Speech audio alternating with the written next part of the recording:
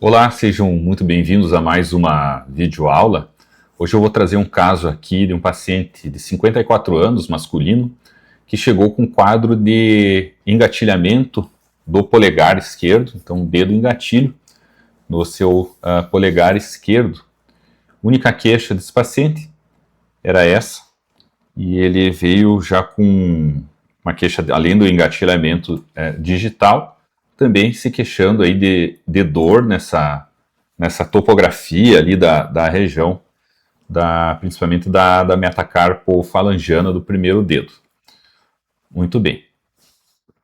Essa aqui é uma imagem inicial, então, da primeira consulta do paciente. A gente tem aqui a metacarpofalangiana do polegar, e já dá para reparar aqui que existe um espessamento dessa polia aqui, A1 do paciente, com bastante power Doppler ao redor do flexor do polegar aqui, né, tanto no sentido longitudinal quanto aqui no transversal, a gente reparava isso.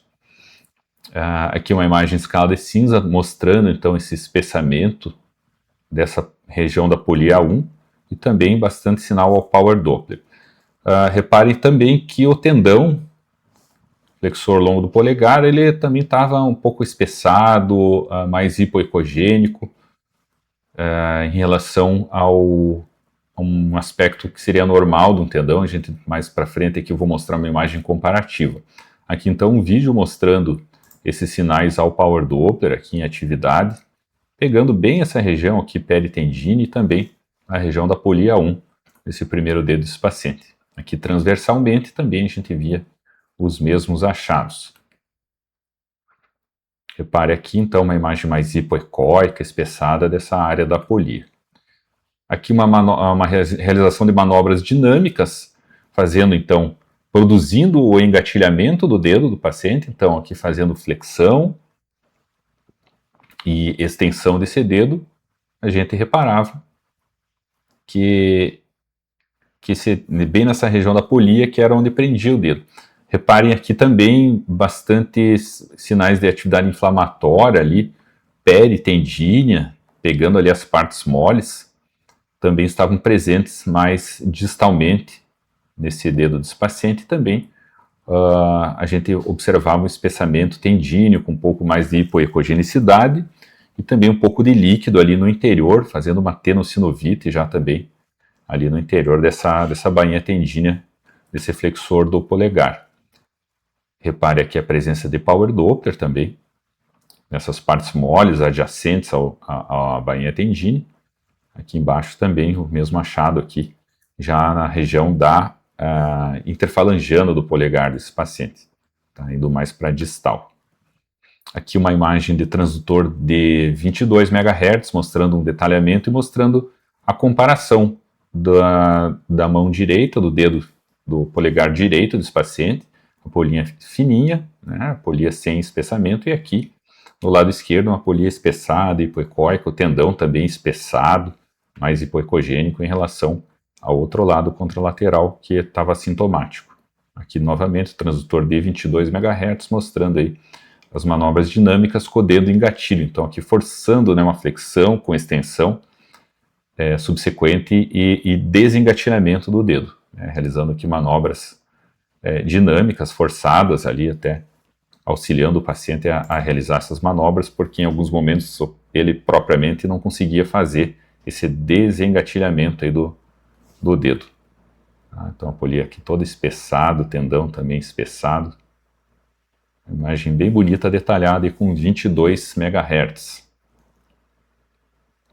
E mais para distal a gente também notava aquele edema de partes moles e edema no interior aí da bainha. Aqui já um outro dia, então, agendamos o procedimento desse paciente para a realização do procedimento de infiltração. Aqui uma agulha de fino calibre entrando aqui nos tecidos de pele subcutâneo, até chegar aqui nessa região abaixo da polia, entre o tendão e a polia, que a gente realizou então a infiltração de corticoide, de corticosteroide.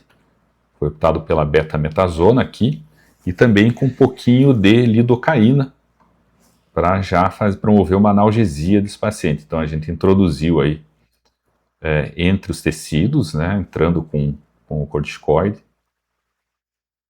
bem suavemente, ó, lá dentro mesmo, entre a polia e o aparelho flexor aí do polegar do paciente.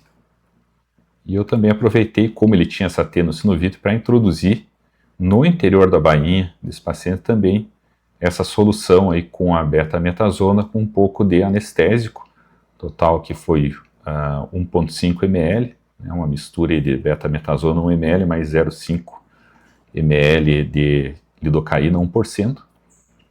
Então já observando uma liberação aí imediata, até logo após o procedimento, o paciente conseguia, aqui revisando o procedimento e fazendo os movimentos dinâmicos, o paciente já estava conseguindo ter uma amplitude de movimento melhor, sem dor. Repare o líquido lá no interior da bainha desse flexor longo do polegar dele, aqui transversal, né, fazendo movimentos de flexão e extensão, e aqui longitudinalmente. O paciente já com uma melhora clínica imediata. E aqui a revisão, depois de 3 a 4 semanas, 3 semanas aproximadamente, realizamos a revisão do paciente. Repare que a gente praticamente não tem Power Doppler, mas pegou alguns sinais aqui numa área que nem a área de interesse, então a resolução dos sinais ao Power Doppler, a redução do espessamento da polia, aqui estava usando o transdutor de 18 MHz, também uma imagem muito boa para regiões superficiais. Então uma resolução aí do quadro, paciente com mobilidade totalmente preservada, sem fazer o gatilho nesse dedo.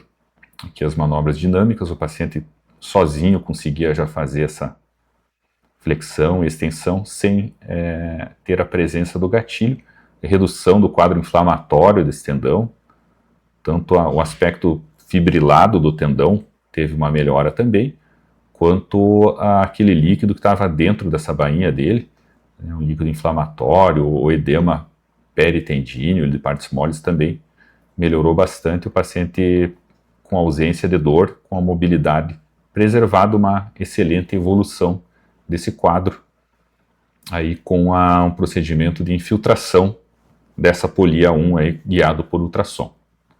Eu vou ficando por aqui. Muito obrigado pela sua atenção e até nossas próximas videoaulas. Até mais.